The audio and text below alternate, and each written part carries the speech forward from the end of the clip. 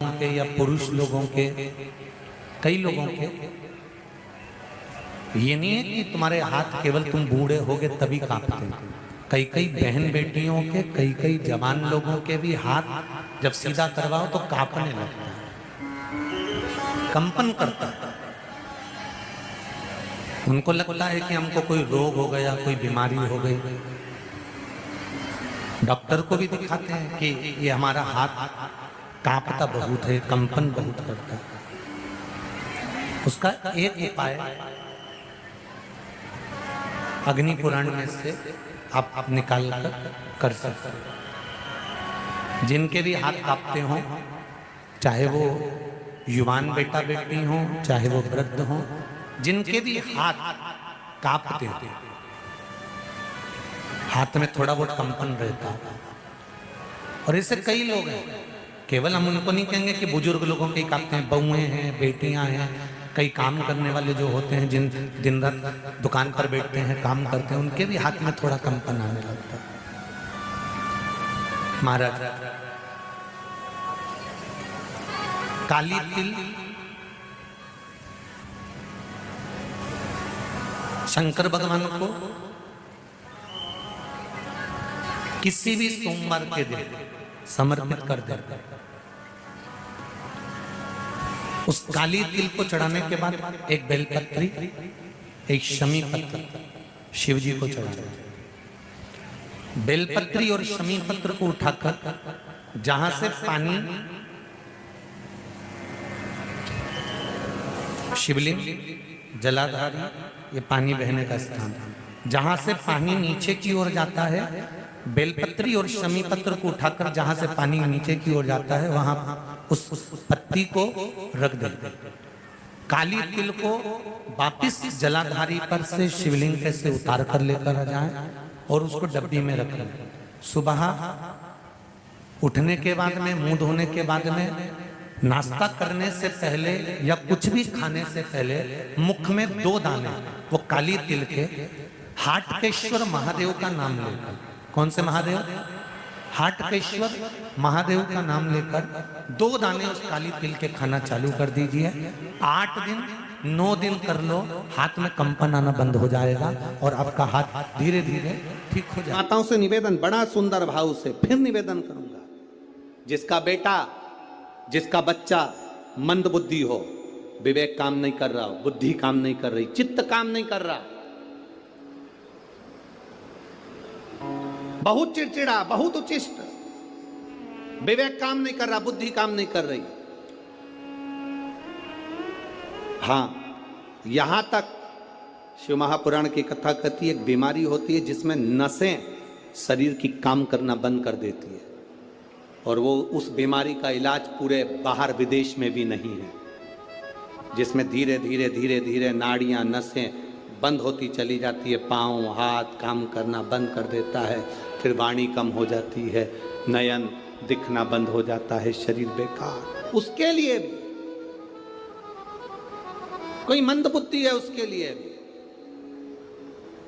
शिव महापुराण की कथा कहती है, हफ्ते 2 हफ्ते में कभी सोमवार के दिन, भले मट्टी का बर्तन तुम्हारे घर में नहीं हो, घर में कोरा सा दिया भी हो, कोरा दिया, दिया कोरा मतलब उसमें दीप ना लगा हो, मट्टी का नया दिया, उसमें अगर आपने थोड़ा पानी भरकर रख भी दिया और उसमें गलते गलते वो पानी ज़्यादा नहीं भी बचा, 2 बूंद भी बचा है, और वो 2 बूंद भी अशोक सुंदरी वाली जगह पर चढ़ा है, और वही पानी जिसकी विवेक, जिसकी बुद्धि, जो मंद बुद्धि कहा जाता है, उसको अगर बेलपत्री के साथ में वो जल की 2 बूंद भी उसको दी जाए तो वो विवेकवान बनता चले जाता, उसकी बुद्धि काम करना प्रारंभ करती। कितना भी मंद बुद्धि हो, पड़ा रहता हो, पड़ा है, मुंह से राल बह रही है, वो बोल नहीं पा रहा, शरीर विग्रह बेकार बिल्कुल, उसके लिए भी ये कार्य करता। शिव पर चढ़ा हुआ मट्टी के पात्र का जल सुख प्रदान करता है। बैसाख के महीने में पीपल के वृक्ष के नीचे, बेलपत्री के वृक्ष के नीचे, तुलसी के पौधे के नीचे आंवले के नीचे, बट वृक्ष के नीचे, शमी वृक्ष के नीचे जल चढ़ाने का महत्व हमारे यहाँ बैसाख शिवरात्रि शिव महापुराण में मिलता है।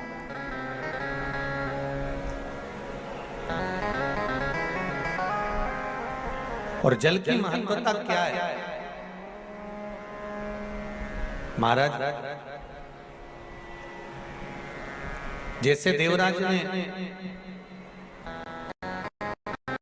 भगवान शंकर के मंदिर में पहुंचकर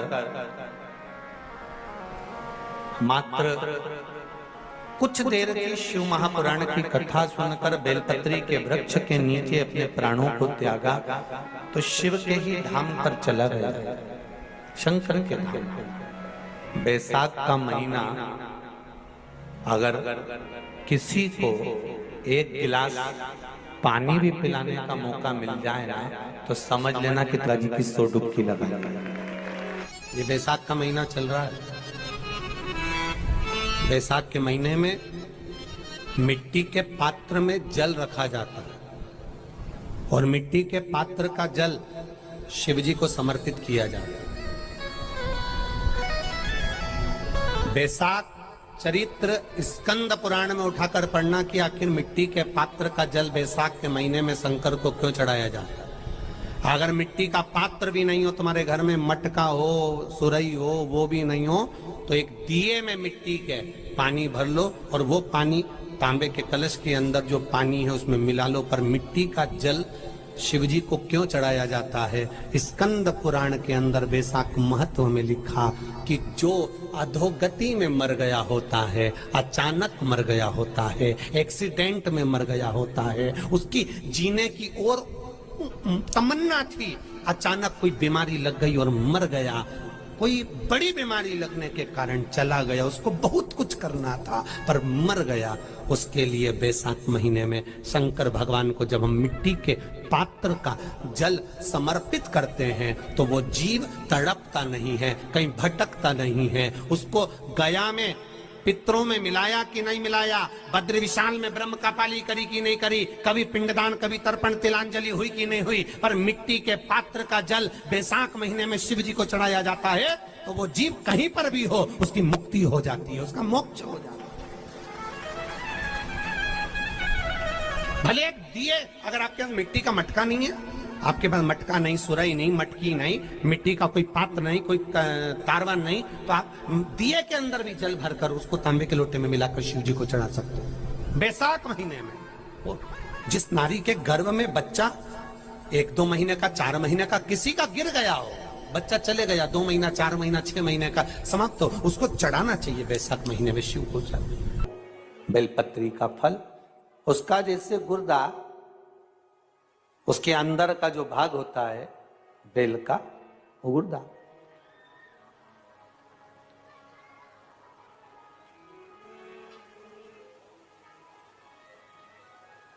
उसको अग्नि में जलाकर उसकी भस्म तैयार कर छान कर जब जब आपके यहां विद्वान ब्राह्मण शिव जी का अभिषेक कराते हैं, पूजन कराते हैं, तो उसमें लिखते हैं पूजन के साहित्य में बेलपत्री, धतूरा, दुर्वा, ये उसमें नीचे लिखेंगे भस्म।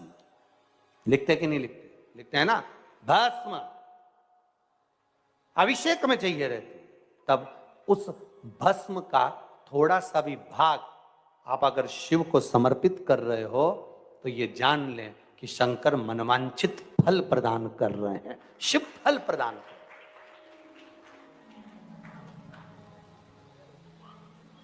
महाराज,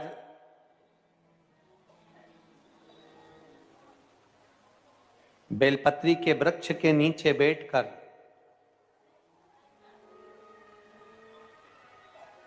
हाथ में एक बेलपत्र का पत्ता रखकर आप पंचाक्षर मंत्र नमः शिवाय, ओम नमः शिवाय या श्री शिवाय नमस्तुभ्यम या महामृत्युंजय मंत्र का स्मरण कर रहे हो, पर डंडी का भाग अपनी ओर, बेलपत्र की बीच वाली पत्ती का भाग बीच वाली उंगली की ओर रखकर अगर आप स्मरण कर रहे हैं और अपनी कामना कर कर बेलपत्री के वृक्ष के नीचे बैठकर उस पत्ते को सम्मुख रखकर बाबा से विनय कर कर एकांत में उस बेलपत्री के वृक्ष की छांव में, बेलपत्री के वृक्ष की छांव आप कामना कर कर उस पत्ते को शंकर भगवान के ऊपर समर्पित कर रहे हैं, तो ये जान कर रखें कि पार्वती और शिव का मिलन करवा रहे हैं और अपनी मनवांछित फल कामना पूर्ण करवा रहे हैं। क्योंकि शिव और पार्वती का जब मिलन होता है, शंकर पार्वती जब एक दूसरे के सम्मुख में होते हैं, शिव और पार्वती जब एक दूसरे के सामने अपने बच्चों के कारण एक दूसरे के सम्मुख में आते हैं, तो उनके चेहरे पर प्रसन्नता का भाव आ जाता है। तो फल, मनवांचित फल की कामना आप जिस कामना के लिए कर रहे हो, विवाह के लिए, नौकरी के लिए, सर्विस के लिए, व्यापार के लिए, रोग मुक्ति के लिए, आप जिस कामना से कर रहे हो, बस उससे कहकर कभी सोमवार का दिन हो, क्योंकि शंकर जी को सोम प्रिय है, सोमवार का दिन, चंद्र का वार शिव जी को प्रिय, शिव जी को प्रिय है।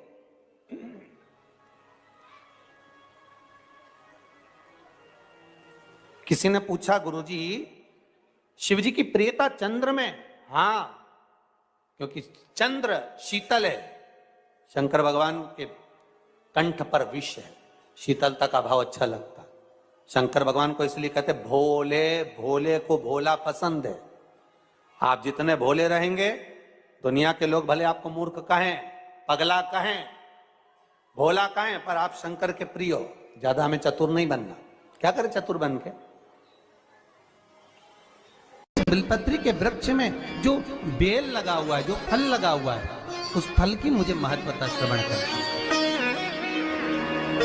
लिंग पुराण कहती है,